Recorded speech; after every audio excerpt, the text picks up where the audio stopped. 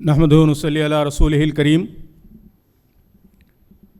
Chairman صاحب، stage پر تشریف فرما ڈگنیٹریز اور اس سیشن کے اسپیکرز اور ملک بھر سے تشریف لائے Rafa chamber of commerce and industry کے ممبرز، ویل وشرز اور دیگر سامعین بھائیوں اور بہنوں، Rafa chamber of commerce and industry اور جامعہ ملیہ اسلامیہ کے کولیبریشن سے یہ بڑی اہم بزنس سمٹ منعقد ہو رہی ہے، اور مجھے یہ دیکھ کر بڑی خوشی ہو رہی ہے کہ پورے ملک سے بہت ہی انتھوزیازم کے ساتھ، جوش و خروش کے ساتھ آپ سب لوگ اس میں شریک ہیں۔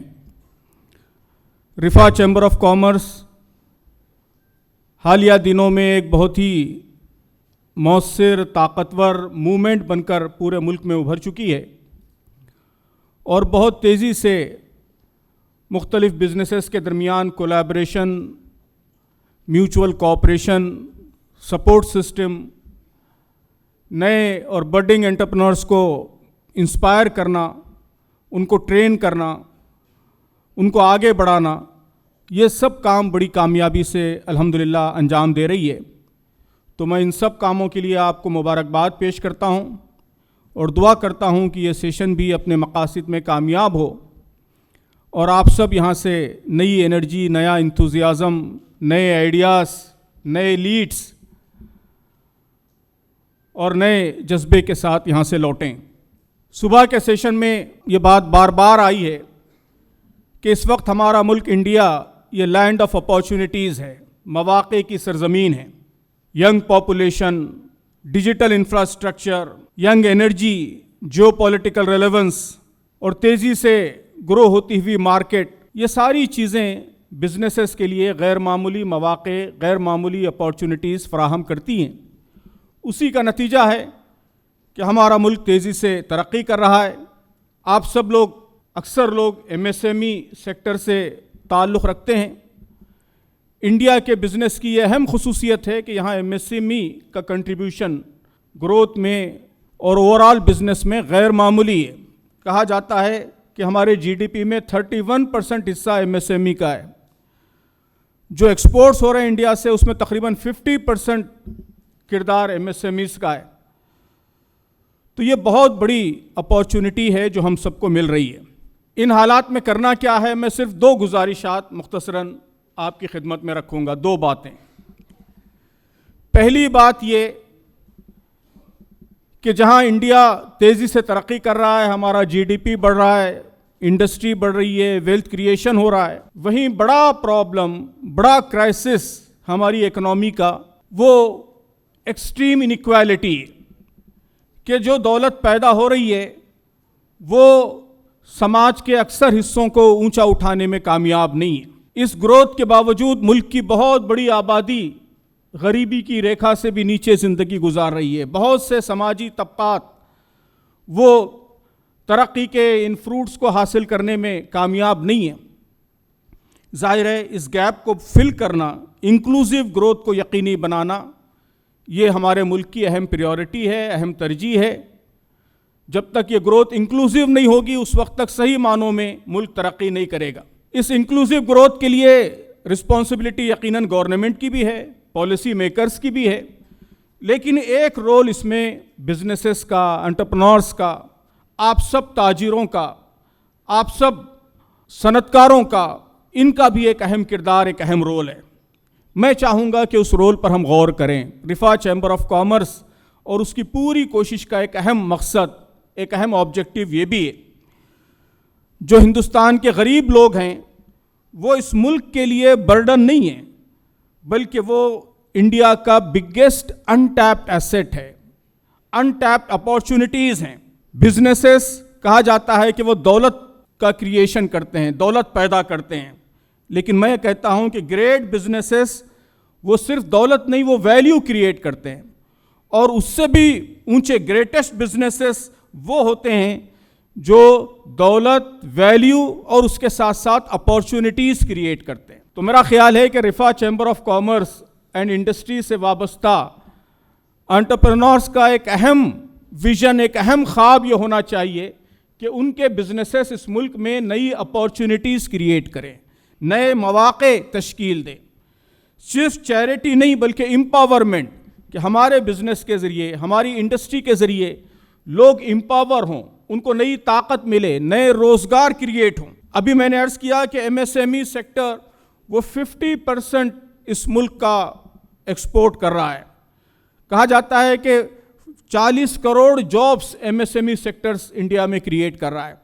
آپ ذرا غور کیجئے کہ ہر ایم ایس ایم ای، ہر انڈسٹری اگر ایک نئے انٹرپرینور کو تیار کرے، ایک نئے بڈنگ بزنس مین کو تیار کرے، تو کتنی کروڑوں جابس تیزی سے کریٹ ہونا شروع ہوں گی. اسی کے نتیجے میں اس ملک کا مستقبل بدلے گا، یہاں کے حالات بدلیں گے، صحیح معنوں میں ملک کی تعمیر میں ہم کردار رول ادا کر سکیں گے. سی ایس آر کہا جاتا ہے کہ یہ انڈسٹری کی، بزنس کی اصل رسپانسبلٹی ہے. میں سمجھتا ہوں کہ ہمارا کنٹریبیوشن صرف سی ایس آر تک محدود نہیں ہونا چاہیے، بلکہ ہر بزنس کو اپنے آپ سے یہ پوچھنا چاہیے کہ کیا ہم نئی جابس کریٹ کر رہے ہیں، کیا ہم فرسٹ جنریشن انٹرپرینورز کو ٹرین کرنے میں کامیاب ہو رہے ہیں، کیا ہم لوکل سپلائرز، لوکل بزنسز کو سپورٹ کر رہے ہیں، کیا ہم نئی اپارچونٹیز کریٹ کر کے جو انیکوالٹی ہے، جو گیپس ہیں، جو تفریق ہے، اس کو ختم کرنے کا یا اس کو منیمائز کرنے کا، کم کرنے کا ہم ذریعہ بن رہے ہیں. تو ہمارے بزنس ماڈل میں سوشل رسپانسبلٹی، سماجی ذمہ داری یہ امبیڈ ہونی چاہیے اور اس کے ذریعے آگے بڑھنا چاہیے. ہم بھی آگے بڑھیں گے اور اپنے ساتھ اپنی کمیونٹی کو، ملک کو، خاص طور پر ملک کی غریب، پچھڑی ہوئی، کمزور آبادی کو آگے بڑھانے کا ہم ذریعہ بنیں گے. عام طور پر ہم ایک دوسرے کے بزنس کے بارے میں پوچھتے ہیں، اندازہ لگاتے ہیں، میجر کرتے ہیں کہ آپ کا ٹرن اوور کیا ہے، آپ کا کسٹمر بیس کیا ہے، پروفٹ کیا ہے. میں سمجھتا ہوں کہ ہمیں ایک دوسرے سے یہ بھی پوچھنا چاہیے کہ ہم ایک سال کے اندر کتنی جابس کریٹ کرنے میں کامیاب ہوئے ہیں، کتنے ینگ لوگوں کو مینٹر کرنے میں، آگے بڑھانے میں ہم کامیاب ہوئے ہیں. یہ ہماری سکسیس کا، ہماری کامیابی کا میجر، اس کا پیمانہ بنے. تو یہ میری پہلی گزارش، پہلی اہم بات کہ ہم being a businessman, being an entrepreneur, اس ملک کی تعمیر میں، ترقی میں کردار ادا کریں، اور تعمیر اور ترقی میں کردار ادا کرنے کے لیے اس ملک کے اہم ترین مسئلے کو سمجھیں. اہم ترین مسئلہ اس وقت ویلتھ کریشن نہیں ہے، وہ ہو رہا ہے آلریڈی اس ملک میں. اہم ترین مسئلہ ویلتھ ڈسٹریبیوشن ہے. اہم ترین مسئلہ جو دولت پیدا ہو رہی ہے، جو ترقی ہو رہی ہے، اس کے فروٹس کو سماج کے کمزور ترین آدمی تک، آخری آدمی تک پہنچانا ہے. اس میں بھی بزنس کو، انٹرپرینورز کو اپنا کردار، اپنا رول ادا کرنا ہے. دوسری میری گزارش جو بہت ساری تقریروں کا اہم تھیم رہی ہے اور رفاع کے مقاصد میں بھی ایک اہم مقصد کے طور پر شامل ہے، اور میں سمجھتا ہوں کہ آج دن بھر جو آپ حضرات کی گفتگو ہوگی اس میں بھی یہ موضوع چھایا رہے گا، لیکن میں بھی اس کو خاص طور پر ہائی لائٹ کرنا چاہتا ہوں کہ ہمارے بزنسز کے درمیان زیادہ سے زیادہ کولیبریشن، زیادہ سے زیادہ آپسی تعاون، ایک دوسرے کے سپورٹ کا سسٹم ڈیولپ ہو. کمپٹیشن نہیں بلکہ collaboration, from competition to collaboration. Competition کی بھی اہمیت ہے، وہ بھی بزنس کو ترقی دینے، آگے بڑھانے میں اس کا ایک کردار ہے، لیکن صرف وہی نہیں بلکہ اس سے آگے بڑھ کر ہم ایک دوسرے کے ساتھ کولیبریٹ کریں، ایک دوسرے کو سپورٹ کرنے کا ذریعہ بنے. کہا جاتا ہے کہ the future belongs to ecosystems not isolated enterprises، کہ بالکل ایک الگ تھلگ جو انٹرپرائزز ہیں، بزنسز ہیں، ان کا کوئی مستقبل نہیں ہے. ابھی گزشتہ اس سے پہلے کی تقریر میں بھی میرے پیش رو مقرر بھی اسی کو ہائی لائٹ کر رہے تھے کہ مستقبل کولیبریشن کا ہے. مستقبل اس چیز کا ہے کہ آپ زیادہ سے زیادہ بزنسز کے ساتھ کیسے پارٹنرشپ، کولیبریشن، تعاون کی فضا آپ ڈیولپ کر سکتے ہیں. Business clusters, common logistics, share training, کہ سب مل کے اپنے امپلائیز کو، اپنے ڈسٹریبیوٹرز کو، اپنے ریٹیلرز کو ٹریننگ دینے کا سسٹم بنائیں. ایکسپورٹ کنسورشیمز، ٹیکنالوجی شیئرنگ، ینگ انٹرپرینرز کو مینٹر کرنے کا مشترکہ نظام. تو ایسے دسیوں میدان سوچے جا سکتے ہیں جس میں ہم ایک دوسرے کے ساتھ کولیبریٹ کر سکتے ہیں. رفاع چیمبرز کی طرح کے ادارے اس میں ہماری مدد کر سکتے ہیں کہ پورے ملک سے طرح طرح کے بزنسز یہاں پر جمع ہیں. اس میں سروس انڈسٹری ریلیٹڈ لوگ بھی ہیں، مینوفیکچرنگ ریلیٹڈ لوگ بھی ہیں، مینوفیکچرنگ میں بھی ہر قسم کے سیکٹرز کے لوگ موجود ہیں.